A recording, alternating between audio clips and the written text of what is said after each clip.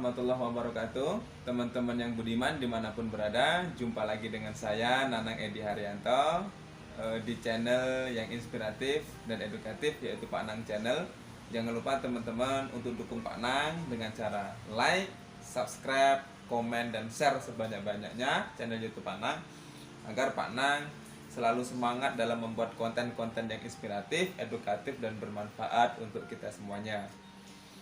Nah, kali ini Pak Anang ingin mengajak teman-teman melihat aktivitas kegiatan terapi kelas inklusi di Sekolah Langit Biru, di mana terapi ini diberikan kepada anak-anak yang berkebutuhan khusus. Nah, salah satu hari ini kita kehadiran Ananda Muhammad Haikal. Muhammad Haikal ini adalah anak yang istimewa yang kita miliki, dan beliau adalah memiliki keistimewaan hiperaktif. Nah, kegiatan terapi ini dimaksudkan untuk membantu Ananda dalam mengembangkan aspek-aspek perkembangannya. Jadi dalam menerapi tentunya akan diperhatikan jenis berkebutuhannya. Jadi ketika Ananda di Sekolah Langit Biru, maka yang akan kita lakukan pertama adalah membantu menyelesaikan berkebutuhannya. Tidak berlama-lama, mari kita saksikan kegiatan proses terapi yang ada di Sekolah Langit Biru yang dipandu oleh Ibu Eli Susanti, terapis Sekolah Langit Biru. Mari kita lihat videonya berikut ini.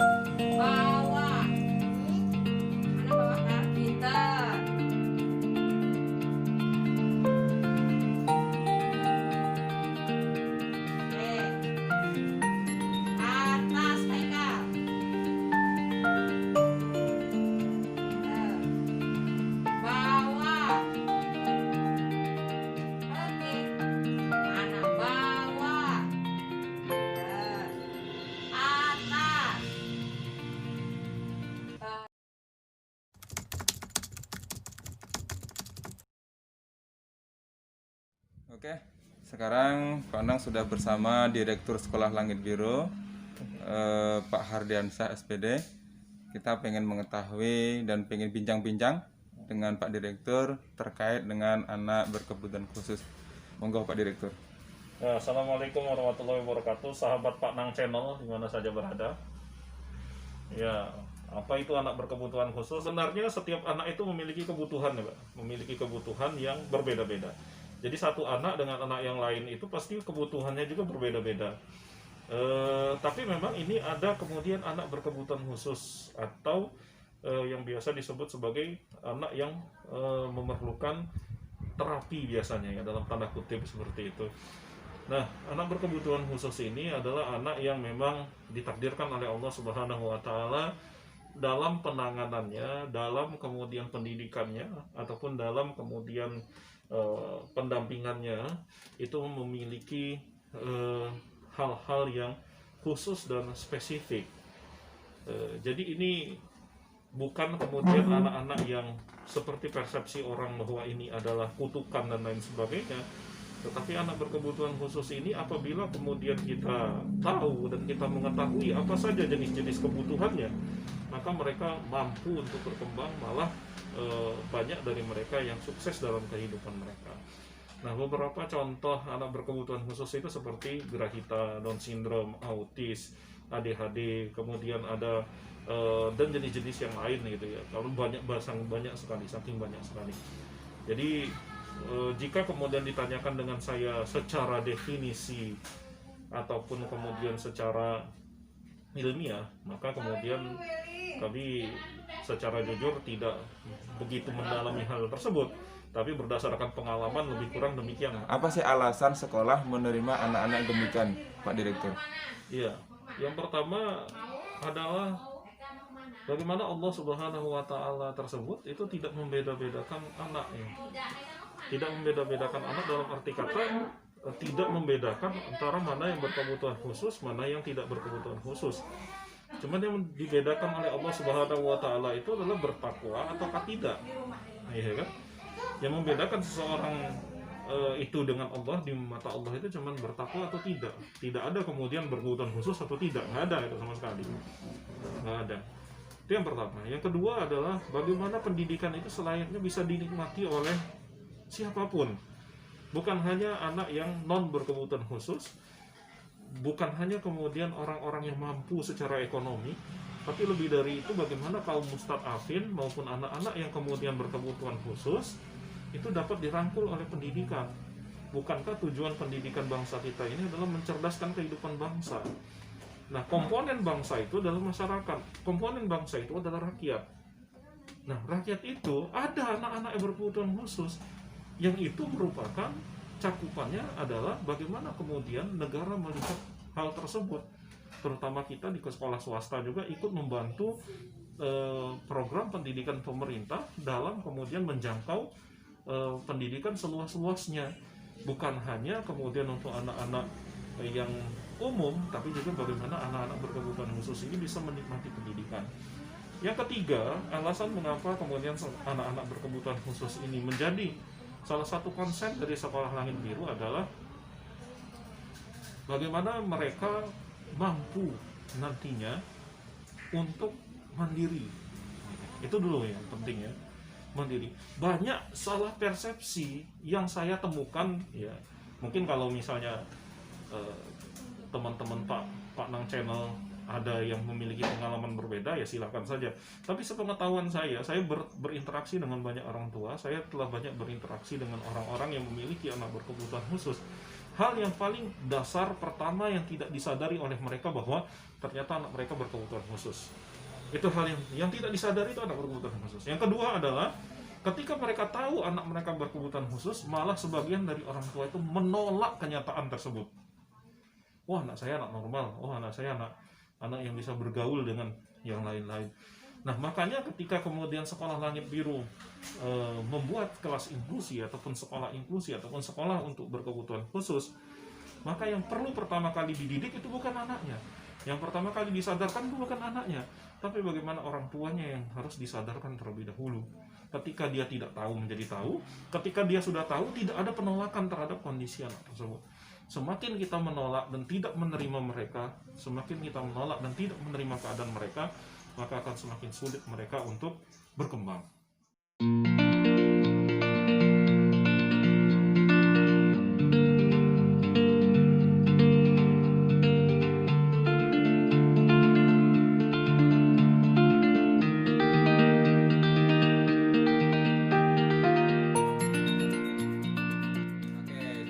Tadi kita sudah menyaksikan sama-sama proses kegiatan terapis, kemudian apa kata direktur tentang anak berkebutuhan khusus. Semoga informasi yang singkat, informasi yang sebentar ini memberikan informasi kepada kita dan memberikan kita pemahaman tentang anak berkebutuhan khusus dan bagaimana sih kita mensiasati atau kita memberikan layanan agar anak-anak yang istimewa ini, anak-anak bisa berkembang sesuai dengan fitrahnya, bisa untuk dirinya, untuk orang lain dan untuk alam semesta. Oke, terima kasih ayah bunda, teman-teman semua telah menyaksikan video Pak Nang. Jangan lupa untuk senantiasa share dan berbagi kepada yang lainnya agar video ini banyak memberikan manfaat kepada orang lain. Terima kasih. Pak Nang akhiri. Assalamualaikum warahmatullahi wabarakatuh.